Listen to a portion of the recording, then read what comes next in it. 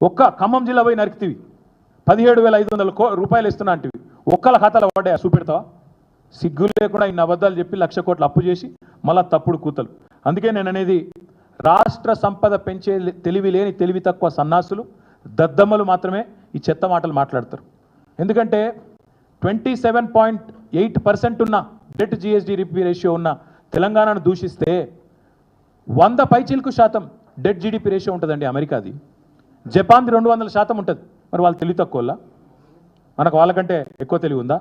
దయచేసి చైతన్యవంతమైన తెలంగాణ సమాజాన్ని మోసం చేసే ప్రయత్నం మానుకో. అప్పుల గురించి చెత్త మాటలు మాట్లాడకు. పని చేయి. 420 హామీలు ఇచ్చినా వాటిని నిలబెట్టుకో. వ్యవసాయం నీ పాలనలో ఒక 1 ఇయర్లోనే ఇలా రైతుల ఆత్మహత్యల పాలైంది. చేనేత కుటుంబాల్లో మరణ మృదంగం మారుమవుతున్నది. పారిశ్రామిక రంగం కుదేలవుతున్నది. తెలంగాణ పల్లె మళ్ళొక్కసారి కన్నీరు పెడుతున్నది. చేతనైతే వాటిని మంచిగా చూడు, లేదంటే అబద్ధాలు చెప్పడం అనే కనీసం మానేయాలని చెప్పి ముఖ్యమంత్రికి చెప్తూ మళ్ళొక్కసారి దయచేసి మీడియాతో కూడా విజ్ఞప్తి, ముఖ్యమంత్రి నోట్లకెళ్ళి రాగానే అవన్నీ జీవోలు అయిపోవు.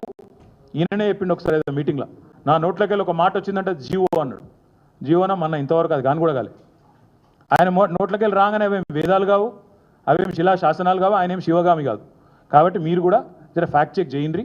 1-2 సార్లు ఆయన మాట్లాడగానే చెత్త మాటలు అవే నిజాలు అనుకొని ప్రచురించి తాటికాయంత అక్షరాలతోని ప్రజలను మీరు కూడా ఈ సంబరాల రాంబాబు గారి గోల్మాల్ గోవిందంలో మీరు కూడా పడి ఆగం కాకండి. దయచేసి మీరు కూడా కొద్దిగా జాగ్రత్తగా కొద్దిగా వీళ్ళు మాట్లాడే, ఎందుకంటే కాంగ్రెస్లకు పుట్టుకతోనే అబద్ధాలు వచ్చి వాళ్ళకి అబద్ధము వాళ్ళు సంయుక్తంగా ఉట్టినరు. కాబట్టి కొద్దిగా జాగ్రత్తగా దయచేసి వాళ్ళు మాట్లాడే మాటలను జాగ్రత్తగా ఫ్యాక్ట్ చెక్ చేయాలని చెప్పి మీడియాకు కూడా విజ్ఞప్తి చేస్తూ మళ్ళొకసారి మీ అందరికీ ధన్యవాదాలు.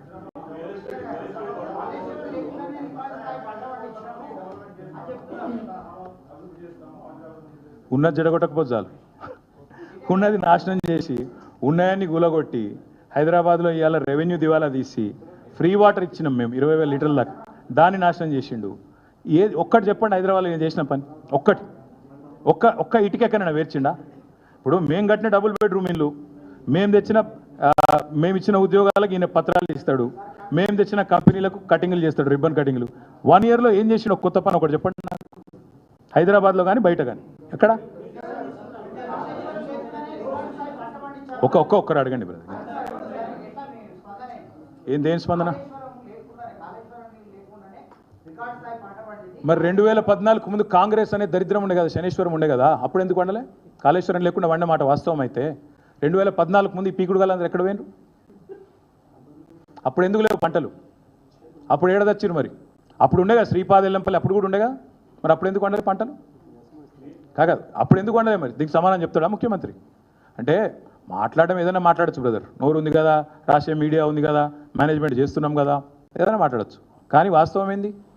2014 తర్వాత రాష్ట్రంలో రైతుల ముఖ చిత్రం మారిన మాట వాస్తవం, వ్యవసాయ విస్తరణ జరిగిన మాట వాస్తవం, కేసీఆర్ రైతు బంధు పెట్టిన మాట వాస్తవం, రైతు బీమా ఇచ్చి ధీమా నింపిన మాట వాస్తవం, తద్వారా అల్టిమేట్గా ఇవాళ టైంకి ఎరువులు విత్తనాలు తెచ్చిపెట్టిన మాట వాస్తవం, మొత్తం నీళ్లు వస్తాయని ఒక ధీమా ఇచ్చిన మాట వాస్తవం, టైలెండ్ ప్రాంతాలకు కూడా నిజంగా చెప్తున్నా ఒక పాలేరు మాదిరిగా పనిచేసి ముఖ్యమంత్రి స్వయంగా ఆయన నీళ్లు ఆఖరి మడిదాకా అందినాయా చూసుకున్న మాట వాస్తవం.